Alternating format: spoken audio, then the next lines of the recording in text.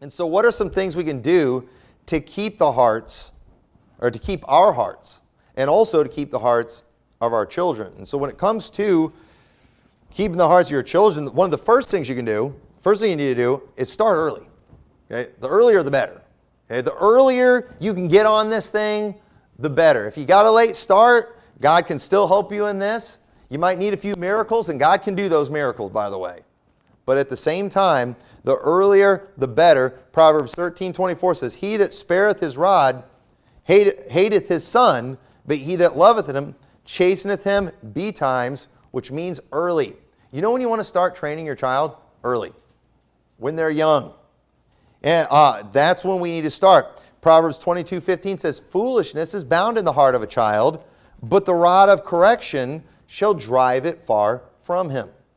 So understand, if we're going to teach our kids to not be fools and to do dumb stuff, you know, the things that, the destructive things people do to their bodies, there is no physical benefit for alcohol, for smoking, for vaping. I mean, a lot of young people are doing the vaping now.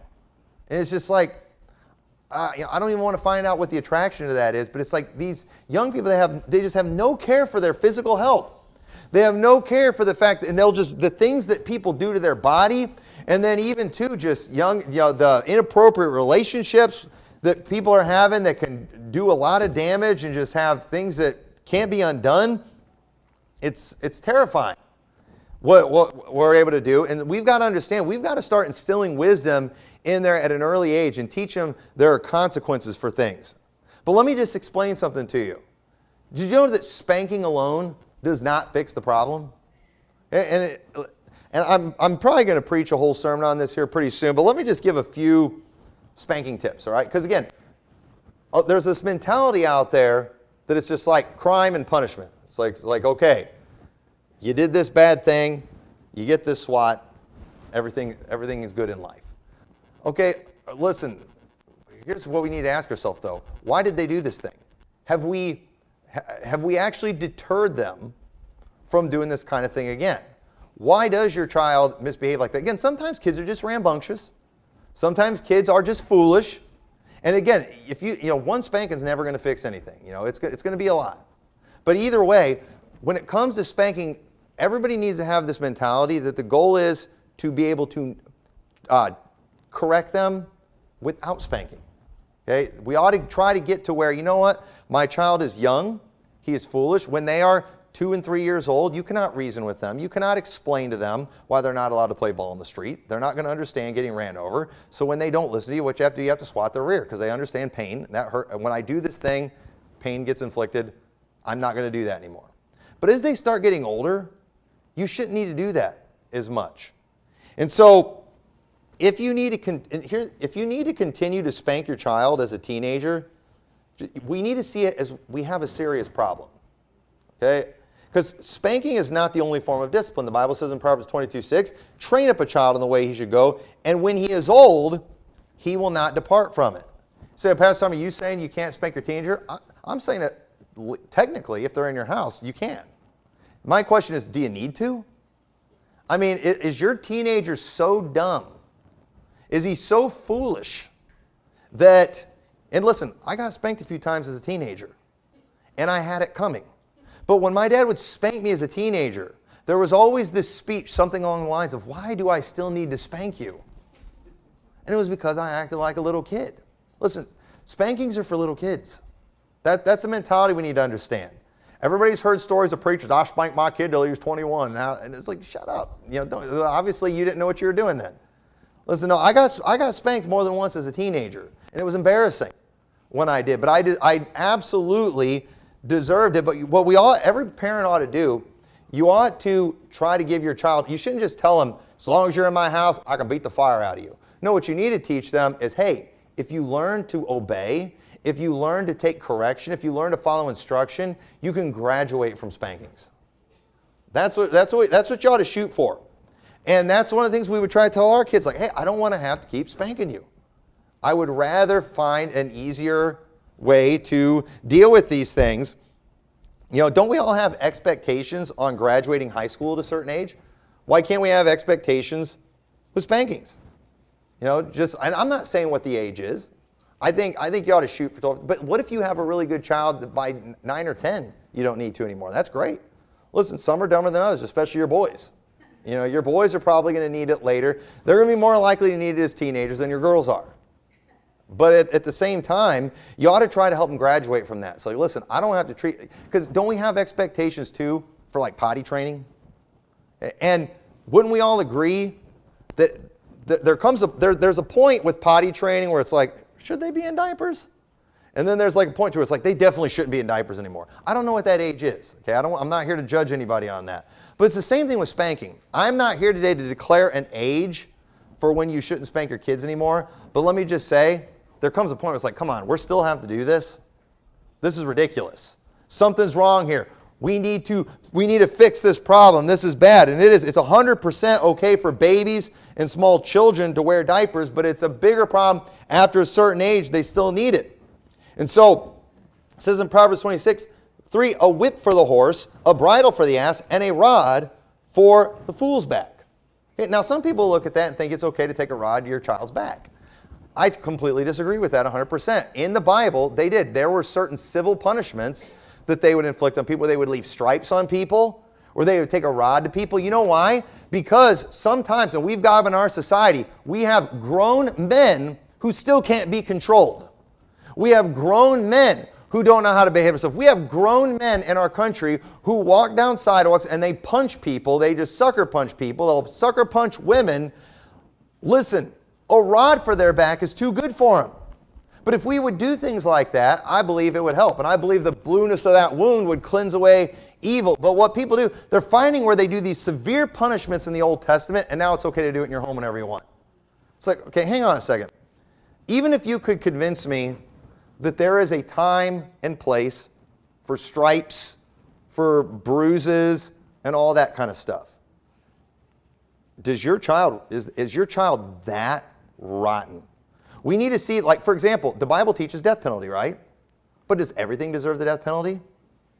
No, obviously not. And so just because there's places in the Bible where we see extreme punishment, people use that to justify punishing kids at young ages that way for literally any crime, pretty much. In reality, most of the time when people do that, it's just because they're mad. That is ridiculous. That is not right. And my question is, what's going on that your 16-year-old, you still have to spank them in the rear to get them to behave? There's something wrong. You don't have their heart. And if you don't have their heart, I don't care how many times you spank them, as soon as they're able to, they're gone. As soon as they're able to. You have to get their heart. And so when it comes to these, again, the extreme spanking and the extreme punishments people are coming up with, again, it's not about how extreme of a punishment we can find in the Bible.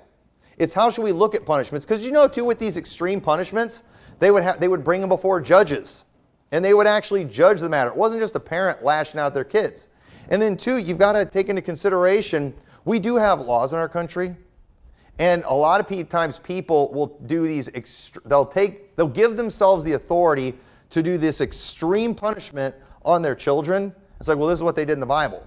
It's like, well, it doesn't mean you shouldn't go to jail. Because, for example, in the Bible, they had, if you have a stubborn and rebellious son, and he's not listening to his parents, you've chased him, and that would be like say Jason. Let's say he was worthless, he wouldn't get a job, and he's just a glutton and a drunkard, he's eating all the food in our house, he's not contributing anything.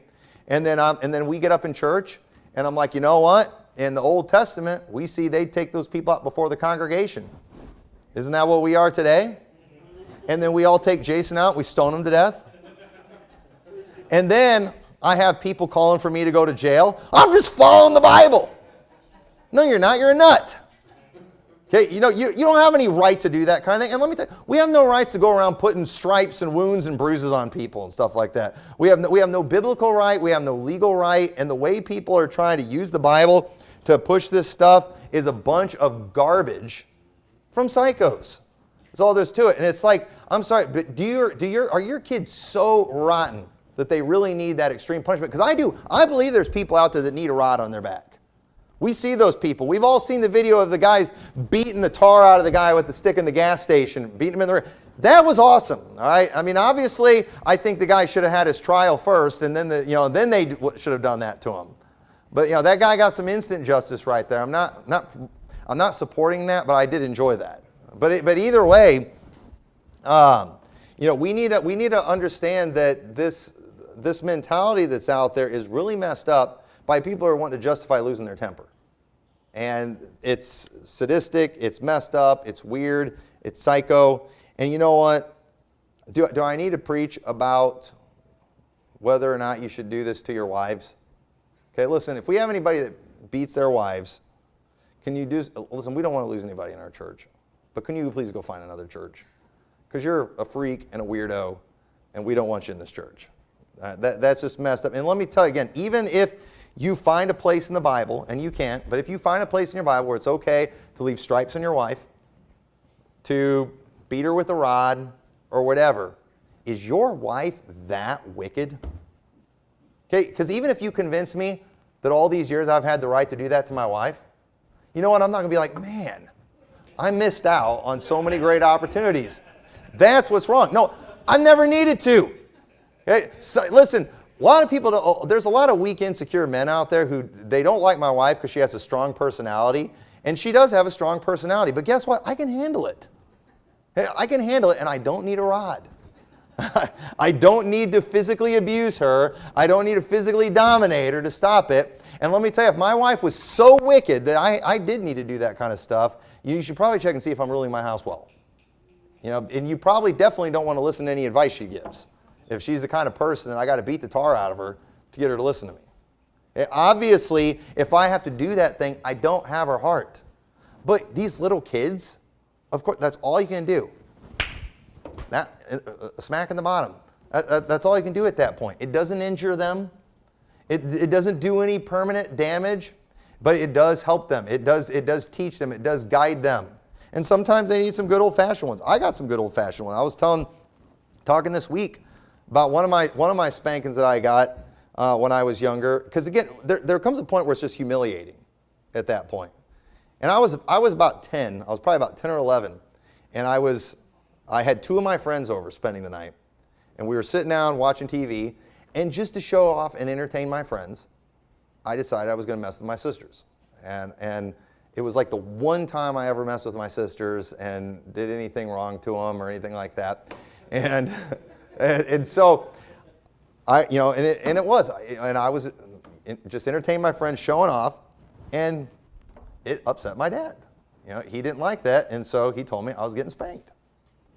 I didn't think he'd spank me with my friends there. So he takes me to another part of the house, give us some privacy, and he only gave me one swat. But I'm telling you right now, I think that was the hardest swat I ever had. And it was loud.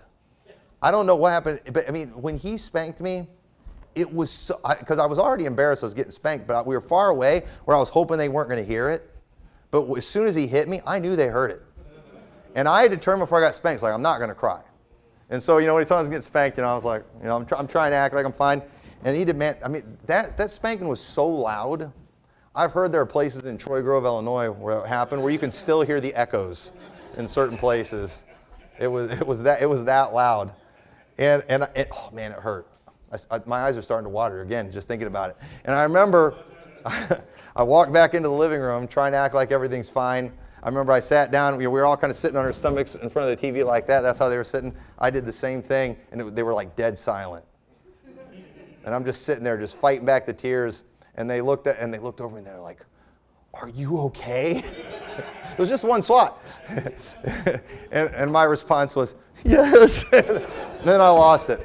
I couldn't hold it anymore. And I definitely deserved it. I definitely deserved it. And you know what? I'm not bitter at my parents over it at all. I'm thankful they did that kind of thing. We're going to have to do those things. But again, that one was more humiliating than anything. And we need to realize there comes a point where you're just humiliating them. And do you need to do that? Is that what necessary? Is your child that wicked? Is your 18-year-old that wicked that you got to do that kind of thing? So we need to watch out. The rod is for the fool's back. So are you going to acknowledge that your child is a fool? Is that what you've raised? Is that what you have going on? Because if that's the case, that's the case. But we got to figure something out here. Because just go look up all the verses on fools in the book of Proverbs, and it doesn't end too well for them. So start early. Start early. Get their heart. Train them. Don't just beat them. Train them. Teach them. Instruct them. Show them how it's done. Reward them when they do good. Punish them when they do wrong. But again, too, when you're a kid, you hate spankings. And I remember multiple times when I was growing up where at church, I would get in big trouble and we would just have these serious moments, and it was the worst feeling in the world. And I remember a couple times when I started hitting about 12 years old, I remember just thinking, I should be past this kind of thing in my life. I should be done with this. And I was like, this is the last one. This is the last one. And I would a lot of times have a relapse 6 months later. And I was like, I can't believe I'm in this situation again. But you know what? Eventually I got to the point where it's like, hey, it's been like a year and I haven't been spanked. I remember, I think I'm done. I think I'm done getting spanked. And there was a few times as I got older, Dad had to threaten me a few times. Because he started getting a little cocky, thinking, yeah, I'm past that point now. You can't do nothing. But no, he always reminded me, no, hey, I'm still here. I'm still Dad. I'm still bigger than you. I still can. But either way, some of these people out there, as long as they're in your house, you can beat the fire out of them. And then it makes people think it's okay that I've got an 18-year-old, 19-year-old, I'm still beating the fire out of them every day. No, you should be past that right now. So, just hope some little discipline tips right there.